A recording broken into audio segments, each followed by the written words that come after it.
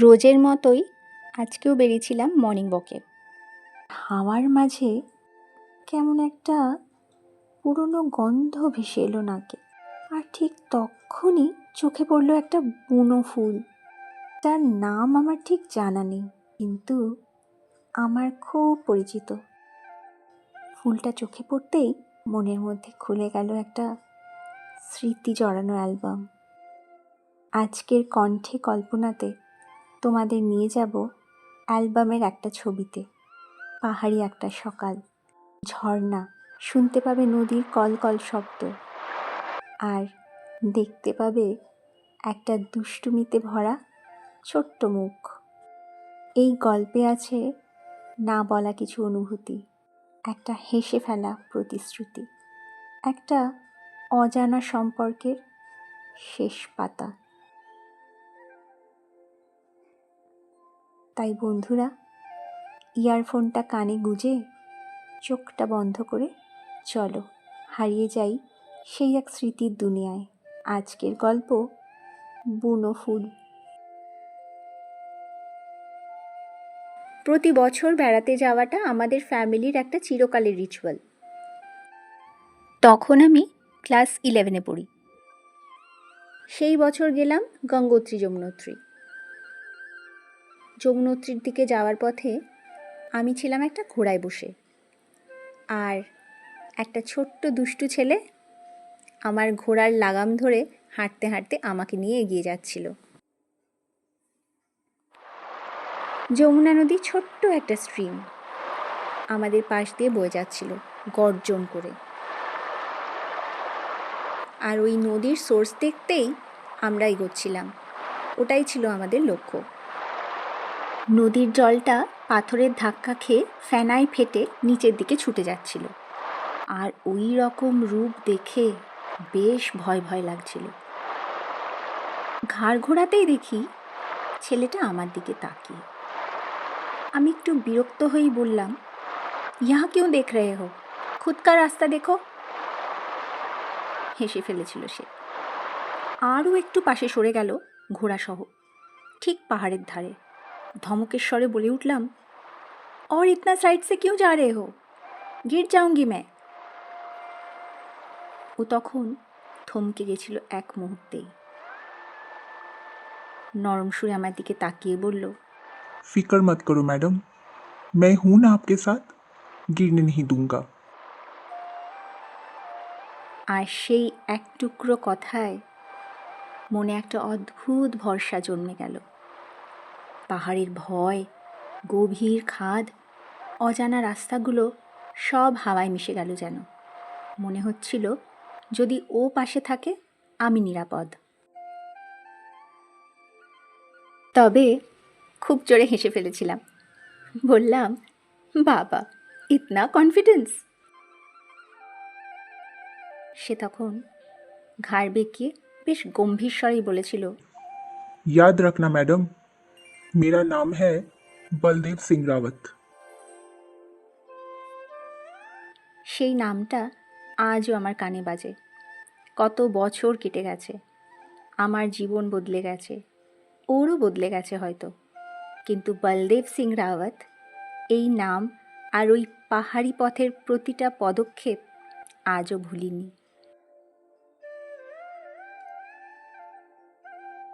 আমার দিকে তাকিয়ে হাসতে হাসতে বলল, तुम्हारा घोड़ा चलाते हुए मेरा गला सूख जा रहा है।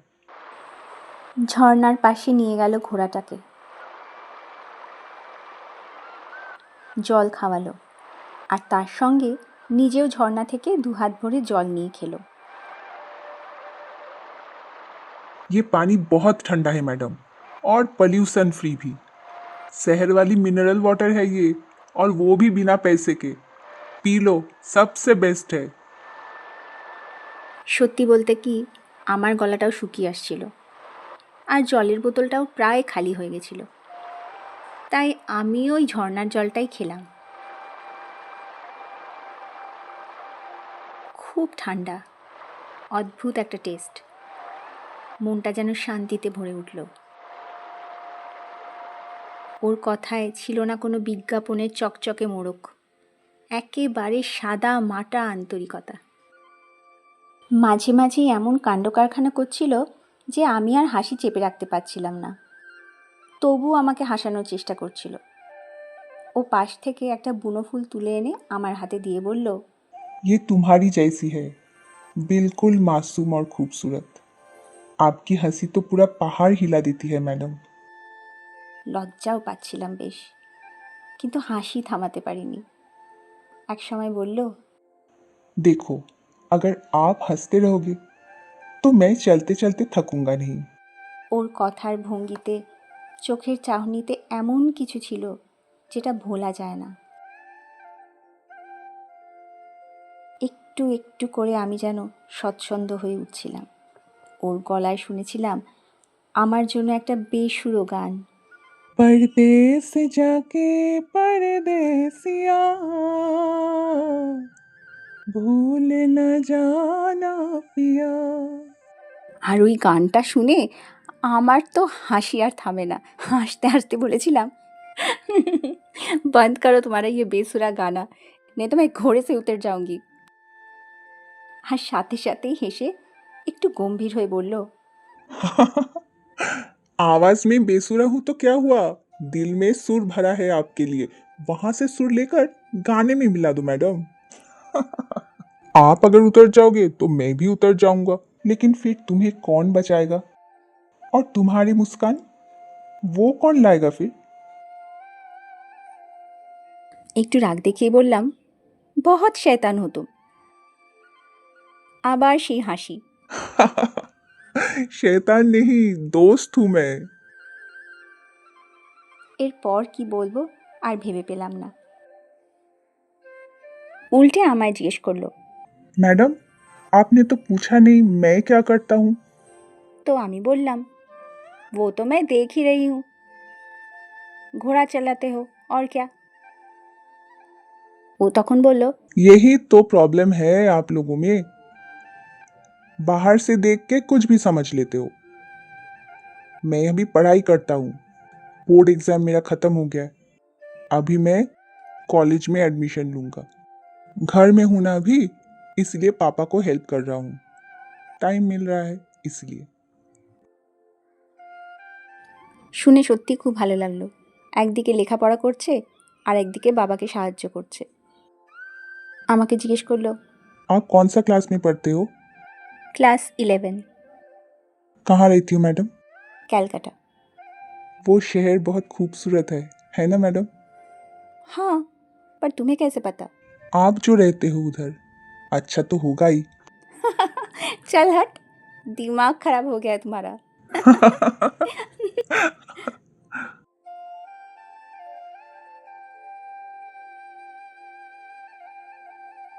সময় তার নিজের মতো করেই এগিয়ে চলল। ফেরার সময় যখন জানতে পারলো যে আজই আমরা অন্য কোথাও চলে যাব, ও একদম চুপ হয়ে গেল। তারপর ধীরে ধীরে বলল, आज रुक जाओ ना मैडम, कल चले जाना। একটু হেসে বললাম, নেই, আজ ही जाना पड़ेगा, रुक नहीं सकती। ঘোড়া থেকে যখন ধীরে ধীরে নামছি, ওর দিকে তাকালাম একবার। চোখে মুখে আর কোনো দুষ্টুমি নেই, একদম চুপচাপ হয়ে গেছে। फिर कब आओगी? पर शादी से पहले जरूर आना। ওর কণ্ঠে ছিল অদ্ভুত এক আন্তরিকতা, যেটা আমার সত্যি মনকে ছুঁয়ে দিয়েছিল। আমি একটু হেসে বললাম, কোশিশ করুঙ্গি, पर वादा नहीं। एक वादा करो मैडम, तुम्हारी हंसी कभी खोने मत देना। এই কথার পরে আমি আর হাসতে পারিনি। ঘোড়া থেকে নামলাম। ও ঘোড়াটার লাগামটা হাতে নিয়ে একটু দূরে সরে দাঁড়ালো। বাবা টাকাটা বাড়িয়ে দিলেন ওর দিকে। আরও পিছিয়ে গেল। বলল, नहीं अंकल, जरूरत नहीं। आप लोग खुश हो ना, तो मैं भी खुश हूँ। তখন বাবা খুব অবাক হয়ে গেছিলেন। এক প্রকার জোর করেই ওর পারিশ্রমিকটা ওর হাতে গুজে দিলেন। আর আমি শুধু পিছন ফিরে তাকালাম একবার। সেই পাহাড়ি পথ, সেই ঝর্ণার শব্দ, সেই চোখ দুটো, সব মিলিয়ে এক রকমের স্তব্ধতা। কেমন একটা খারাপ লাগা, অস্পষ্ট কিন্তু ভারী।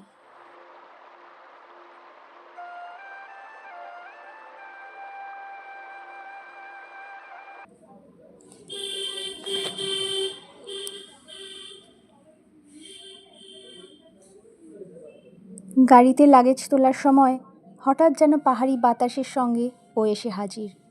বলল, दीजिए मैं उठा देता हूँ। তার বিনিময়ে একটা টাকাও নিল না।